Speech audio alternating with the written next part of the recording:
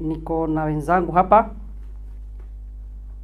niko na Mwanzia na niko na Samuel, na tunashukuru Bwana kwa sababu ya asubuhi jema, na tuna mambo kadha wa kadha, na natumai yatakupendeza ama yatakufurahisha.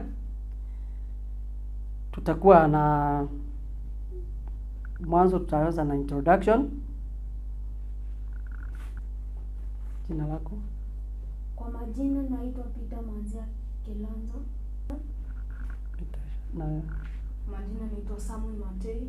Asante. na tumetoka Kariobangi South. Sasa tutaanza na memory verse kutoka kwa Mwanzia. Mithali mlango wa 4 mstari wa 23 na 24 inasema hivi: linda moyo wako kuliko yote ulindayo, maana ndiko zitokako chemichemi za uzima. Kinywa cha ukaidi ukitege nawe, na midomo ya upotovu uiweke mbali nao. Asante. Huyo ni Mwanzia. Tutaenda kwa Samuel, pia yako na kifungu cha Biblia. Methali 22 na mstari wa 6 inasema, mlee mtoto kwa njia ipasavyo, naye hataiacha hata atakapokuwa mzee. Nyimbo. Mwanzia una wimbo? Tuanze na Samuel.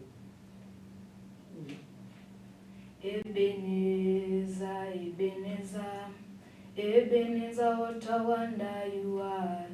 I love you so, so much, Ebeneza. Ebeneza, what a wonder you are. Ebeneza.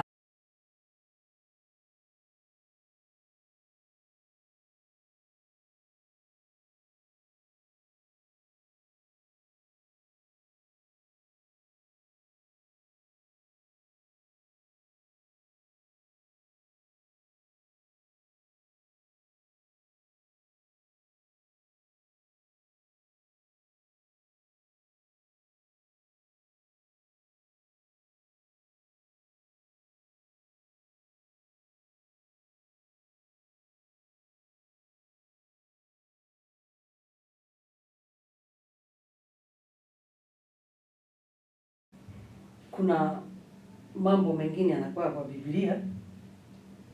Kuna kama story kama ya Yesu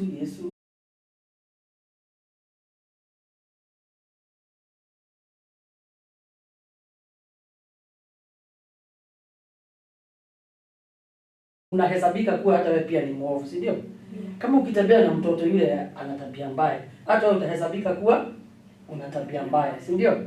Kwa hivyo ni vizuri wakati unatembea na marafiki, unachagua ni rafiki wa aina gani ungetaka kutembea na yeye. Sawa sawa? Yes. Haya, kuna historia nyingine ya